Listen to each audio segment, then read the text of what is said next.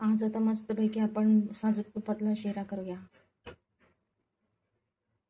तूप घेतलंय मी इथं. सम प्रमाणात घ्यायचं आहे. जेवढं तूप तेवढंच रवा. बारीक रवा यूज करते मी.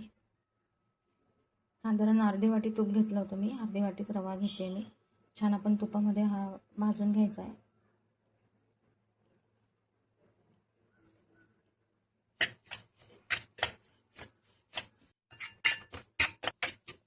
आपण जसं रवा भाजत जातो तसं तसा त्याला खूप छान वास येत राहतो. आता पण खूप छान वास सुटलाय.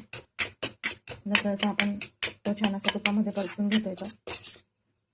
मी यामध्ये थोडंसं केशर घालते. ऑप्शनल आहे. हे आपला रवा असा गोल्डन ब्राऊन झालेला आहे. आपल्या आवडीनुसार आपण ड्रायफ्रूट्स घालायचे. आता माझ्या मिस्टरांना ड्रायफ्रूट्स आवडत नाही म्हणून मी ड्रायफ्रूट जास्त घालत नाही.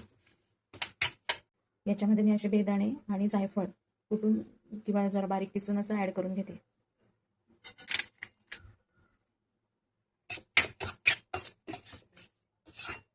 याच्यामध्ये तुम्ही काजू बदाम आपल्या वेगवेगळ्या प्रकारच्या बिया, सूर्यफूल बी, असं तुम्ही पिस्ता, अक्रोड ॲड करू शकता. विलायची ॲड करते. विलायचीची पूड,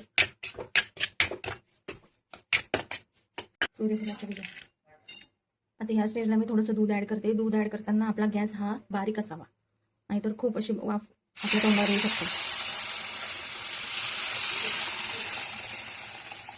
हळूहळू आपण दूध ॲड करायचं आहे.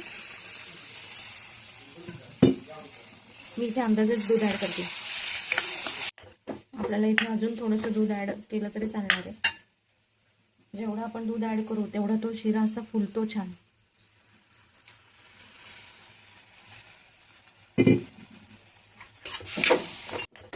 दोन मिनिटांसाठी आता मी झाकण ठेवून याला शिजून घेणार आहे आणि नंतर मग आपण साखर ॲड करू.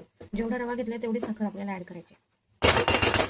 मला अजून एक तुम्हाला इथे एक टीप द्यायची आहे. आपण असं बाजारातून रवा आणतो तर हा असा आपल्याला भाजून मग तो डब्यामध्ये स्टोअर करून ठेवायचा. जर का आपण न भाजताच तसा स्टोअर केला तर तो रवा खराब होतो किंवा त्याच्यामध्ये किडे होतात किंवा आळ्या होतात छोट्या छोट्या, तर ते होणार नाही आणि तो जरा 1-2 महिने जास्त टिकेल. तेव्हा तुम्ही जेव्हा बाजारातून रवा आणतात तेव्हा तो असा छान भाजून स्टोअर करून घ्या. मंद आचेवर आपल्याला रवा भाजून मग तो स्टोअर करायचा. त्याच्याने तो लॉंग टर्म टिकतो. आपण इथे थोडंसं 2 मिनिटं याला वाफ आणून घेतली. आता मी याच्यात साखर ॲड करते. आता मी इथे अंदाजच टाकते. पण जेवढा आपण रवा घेतो तेवढीच आपल्याला साखर ॲड करायची. असे छान साखर मिक्स करून घ्यायची आणि आता आपण याला एक 2-3 मिनिटं परत झाकण ठेवून वाफ काढून घेऊ. आपण 1-2-3 मिनिटं याला वाफ काढून घेऊ. साखर आपण छान मिक्स करून घेतली आहे. आपला शिरा हा तयार झाला आहे. याला आपण एक छान वाफ आणून घेतली आहे. साखर छान मिक्स झाली आहे आणि छान असा मोकळा मोकळा पण झालेला आहे. आणि आता मी याला सर्व करते. मला शिऱ्यासोबत लोणचं खूप आवडतं, कारण की खूप गोड गोड होऊन जातो तो शिरा. आणि लोणच्यासोबत शिरा तुम्ही पण एकदा ट्राय करून बघा. खूप छान लागतो. आणि प्लीज माझ्या चॅनलला सबस्क्राईब करा, लाईक करा.